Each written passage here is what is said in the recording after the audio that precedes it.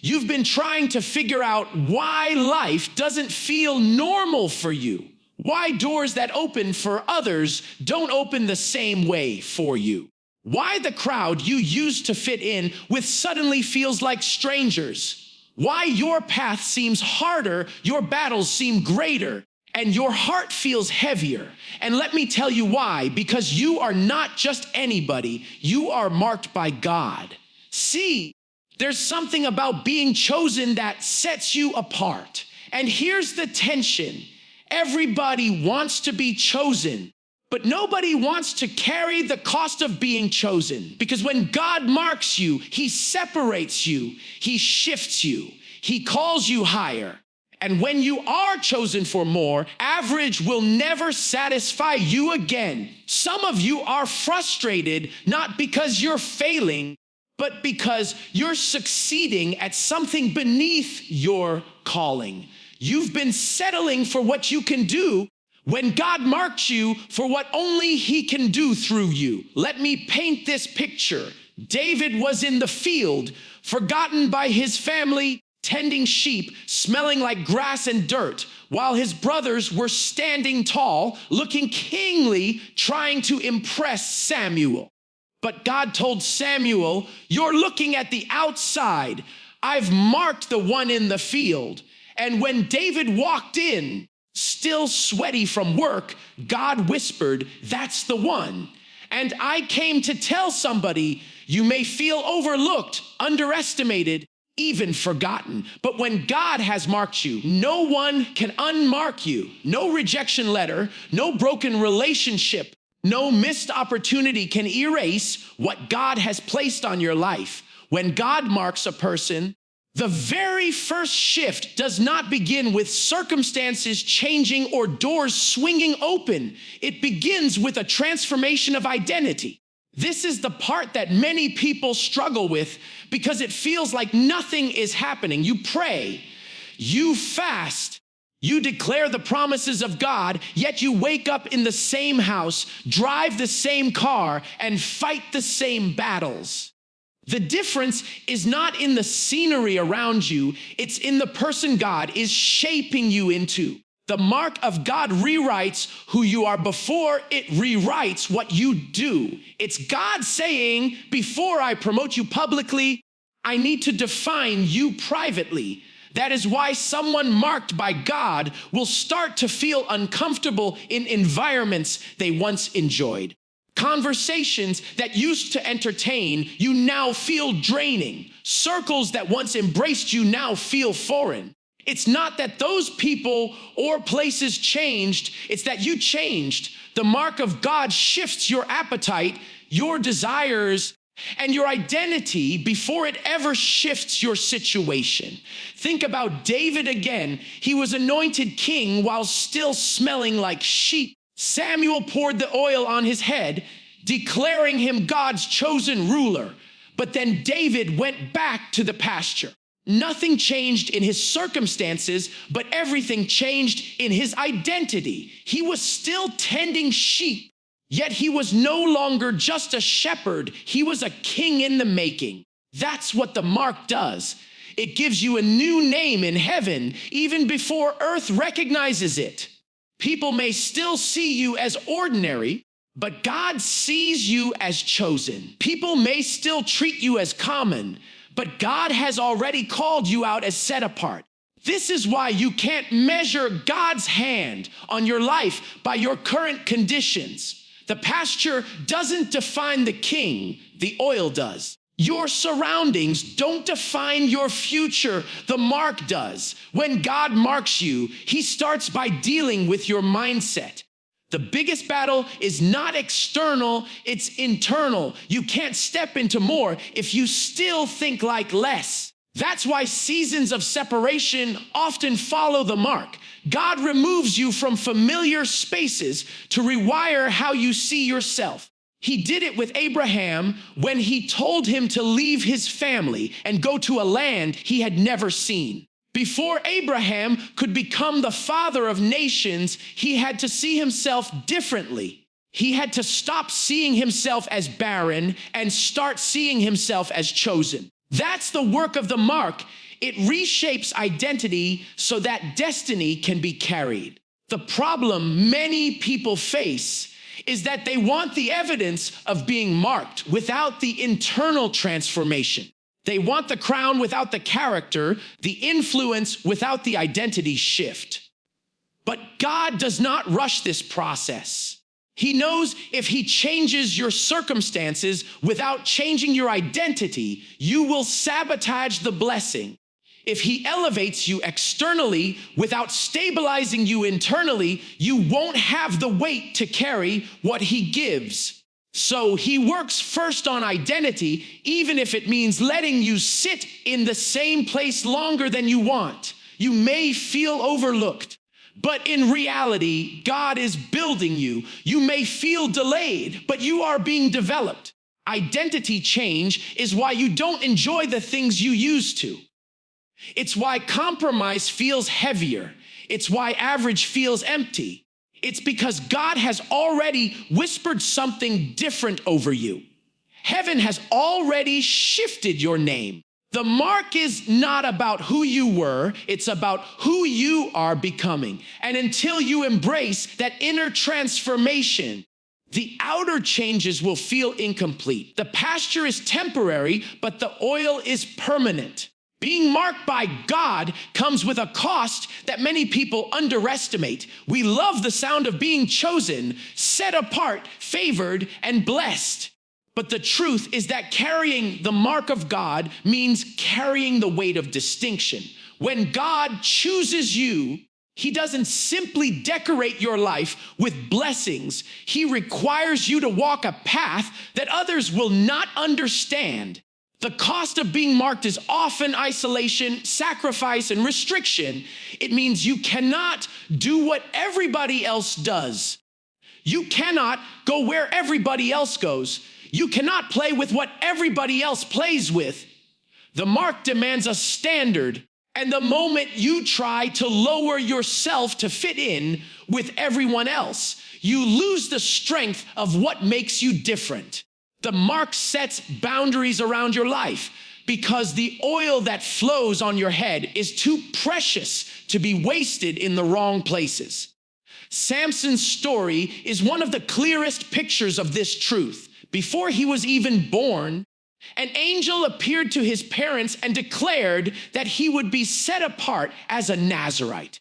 There were rules placed on his life. No razor could touch his head, no wine could pass his lips, and no dead thing could defile him. The strength of his calling was tied to the uniqueness of his consecration. He was not allowed to live casually because he was not created casually. And yet, Samson's downfall came when he began to treat what was sacred as if it were common. He toyed with his calling, played with boundaries, and laid his head in the wrong lap. The tragedy was not that his hair was cut. It was that he forgot the seriousness of being marked. His power was never truly in his hair. It was in his obedience. The hair was only the outward sign of the inner consecration. This is the cost of being chosen. You have to walk differently, talk differently, think differently, and sometimes endure being misunderstood. People will look at you and say, "Why are you so serious about your faith? Why can't you just loosen up? Why can't you just live a little?" What they don't understand is that your life is not your own. When you are marked, you don't get to make decisions only based on convenience. You make them based on calling. There are things that may be permissible for others, but are not beneficial for you because your assignment is too great to risk. The mark forces you to live at a higher level of discipline, and discipline always feels like a cost. Even Jesus lived this reality. Before his ministry ever began, he spent 30 years in obscurity and preparation, while others his age were building reputations, starting families, and establishing careers. He was hidden, waiting, and submitting to the process. The cost of being marked is oftentimes in the shadows while God prepares you for the light. The people around him could not see the weight of his identity, but God was forming him for the assignment. And when his moment finally came, he carried it with authority because he had carried the cost in private first. We must recognize that the price of being chosen is often loneliness. Not everyone will understand you. Not everyone will agree with you. And not everyone can go with you. You may have to walk away from relationships, environments, or opportunities that look good but are not God. You may have to close doors that others would run through with excitement because you know that not every open door is a God door. The cost of the mark is discernment. It is restraint. It is living with the awareness that you are set apart. It means dying to comfort so that you can live in calling.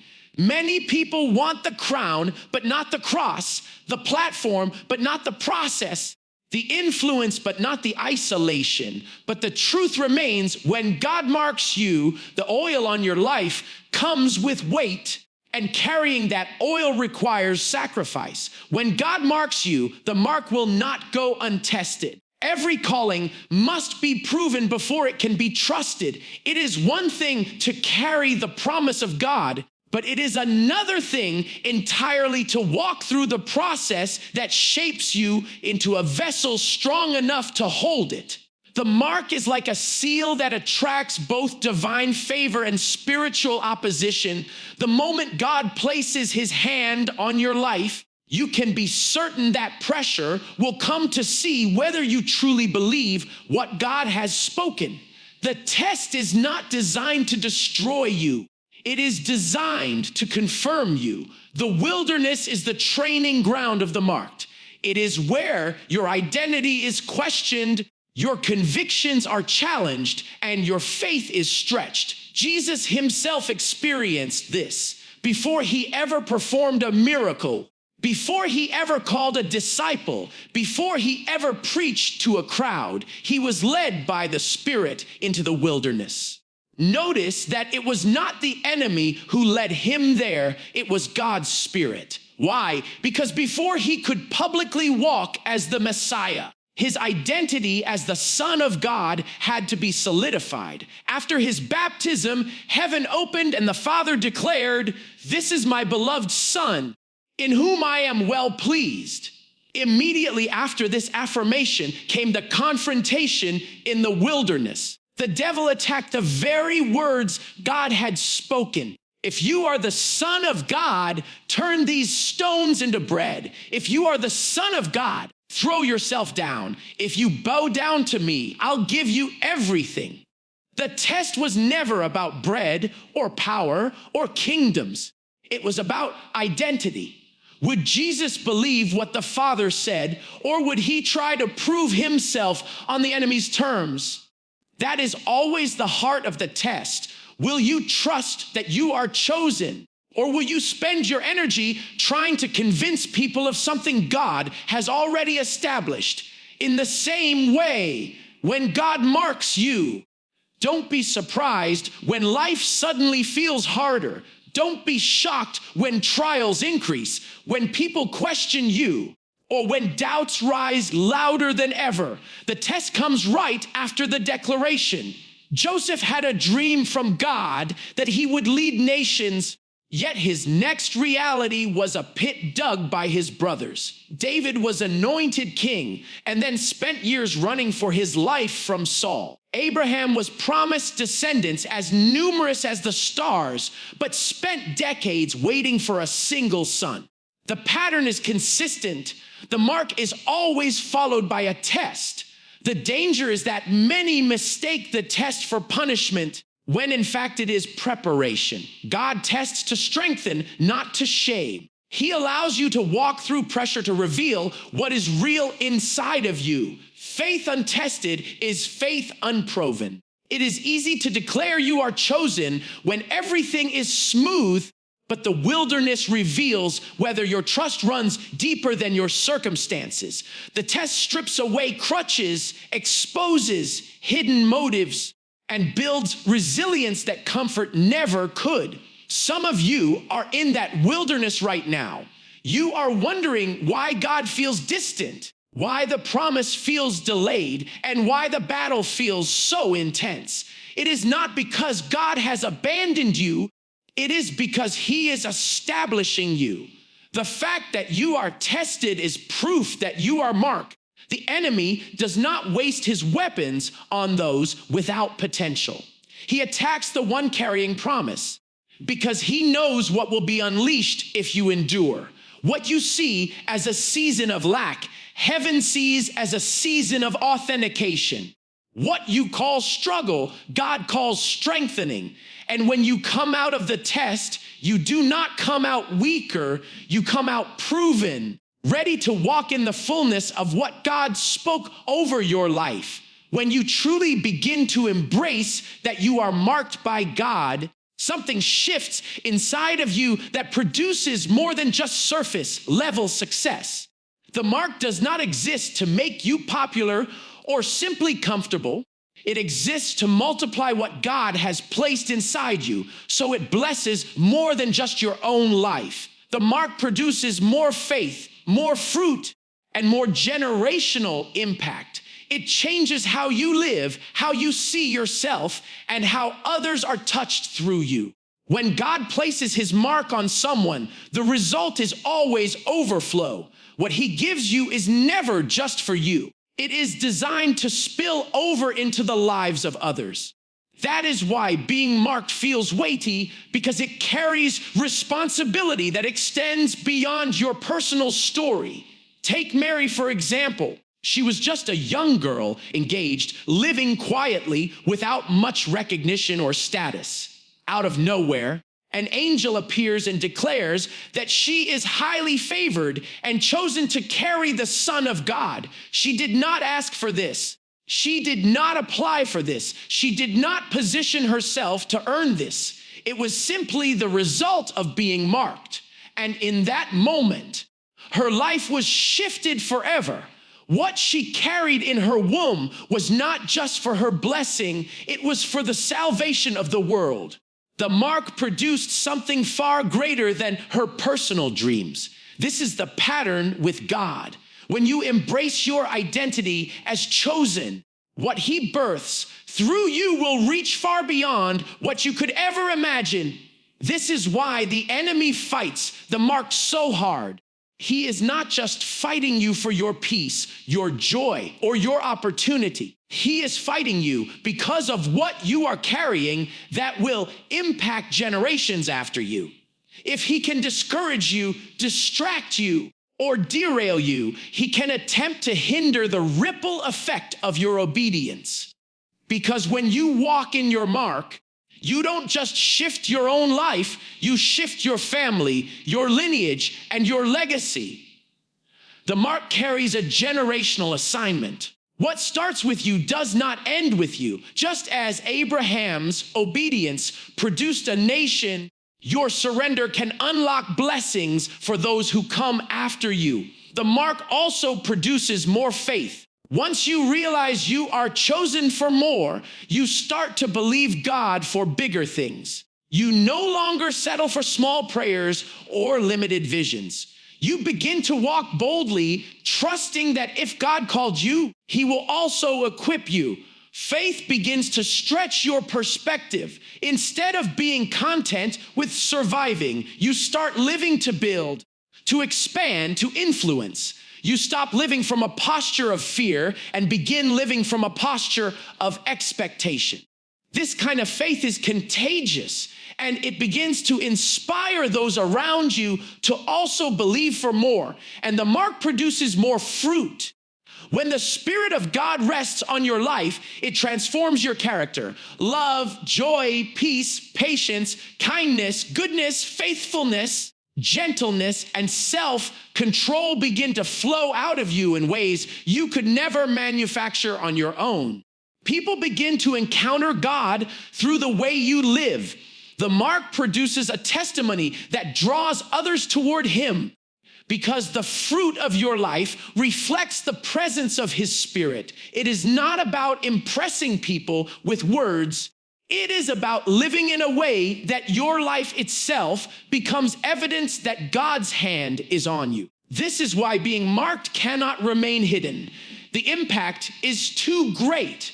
What God produces in the marked one is designed to be seen, shared, and multiplied. The mark turns ordinary people into carriers of extraordinary purpose. It transforms hidden individuals into vessels of generational blessing. And the more you embrace it, the more it grows, until what started in a private moment with God becomes a public testimony that changes lives around you. One of the most powerful truths about being marked by God is that the mark cannot be erased by mistakes. Human beings often disqualify themselves when they fall short, but God does not operate like people. His calling, his gifts, and his assignment on your life are not fragile, and they are not dependent on your perfection. Romans 11:29 says the gifts and the calling of God are without repentance, meaning God does not change his mind about you. You may have walked away, you may have stumbled, you may have said or done things you regret, but the mark of God remains intact.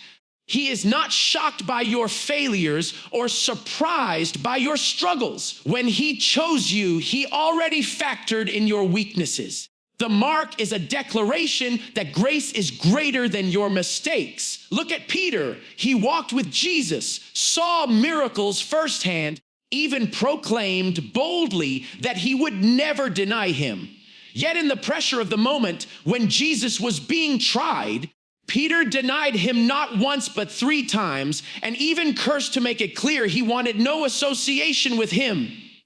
To most people, that kind of failure would have meant the end of the story. But Jesus did not discard Peter. After the resurrection, he sought him out specifically and restored him with the words, "Feed my sheep." The same Peter who denied him was later filled with the Holy Spirit and preached on the day of Pentecost, leading thousands to salvation. His greatest failure became the backdrop for his greatest fruit. The mark was not canceled by his denial. It was deepened by God's grace.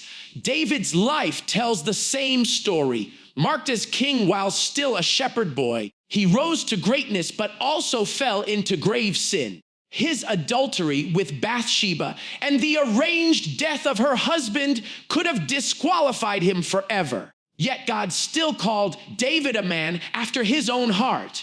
He repented, he turned back to God. And though there were consequences for his actions, the mark on his life was not erased. Out of his lineage came the Messiah, Jesus Christ. Even in brokenness, the oil still flowed. This is crucial to understand because many people stop walking in their calling, not because God removed it, but because they believed their mistakes invalidated it. They allow shame, guilt, and fear to silence them, forgetting that God specializes in redemption. If he only used perfect people, none of us would qualify. What makes the mark so powerful is not that you are flawless, but that his grace covers your flaws. The same God who marked you in the beginning already knew the detours you would take, and yet he still placed his hand on you. Failure is not final when God is involved. The mark is permanent because it is rooted in his sovereignty, not your performance. You may feel unworthy, but his choice was never based on worthiness. It was based on purpose. That means the very places where you thought your mistakes ruined you can become the very platforms God uses to showcase his mercy. Your scars can become signs that point others to the healer. Your weakness can become the evidence of his strength. Your past can become the testimony that draws others into their future. The enemy's strategy is to convince you that your mistakes erase the mark so that you will stop pursuing your calling. But the truth is, your mistakes are the reason grace is necessary and the mark is unshakable. God does not revoke his word over your life because of failure. He redeems your failure to fulfill his word. When God marks you, he does not do it so you can live an ordinary, safe, predictable life. The mark of God is a call to higher ground, a summons to rise above mediocrity and step into more than what you thought was possible for yourself. Being marked means you were not designed to blend in. You were created to stand out. Average will never satisfy you again because the hand of God pulls you toward greater.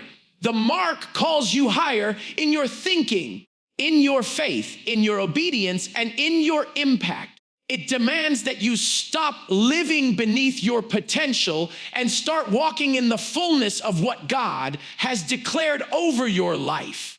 The call to higher can be uncomfortable because it requires leaving behind what feels safe. It forces you to confront fear, insecurity, and the temptation to settle. The children of Israel had been delivered from slavery in Egypt. But when faced with the unknown of the promised land, many longed to go back to what was familiar. They were marked for freedom, yet they were tempted by bondage because bondage felt predictable. That is the tension of the mark. It will not let you settle where you are. God will disturb your comfort to push you into calling. He will allow dissatisfaction with what used to satisfy you so that you will no longer confuse survival with destiny. When you are marked for more, you begin to sense that there is something greater inside you that will not let you rest until it is released. It is the restless stirring that wakes you up at night. It is the conviction that whispers there is more to your life than what you are currently experiencing. You may try to suppress it, but it keeps rising back to the surface. That is the pull of the mark. It is heaven's reminder that you are chosen for more than just existing. You are chosen for impact. Stepping into higher means trusting God beyond what feels logical. Noah built an ark before there was rain because he was marked for higher. Abraham walked toward a land he had never seen because he was marked for higher. Esther risked her life to go before the king because she was marked for higher. In every case, the mark demanded courage to believe that God's word was greater than present reality. The mark will not allow you to live only by sight. It trains you to live by faith. Higher also means influence. Being marked does not end with your own blessing. It extends to the lives of those around you. When you rise, others rise. When you walk in obedience, others are freed by your example. Joseph endured betrayal, slavery, and prison, but when the mark elevated him to the palace, his position saved nations.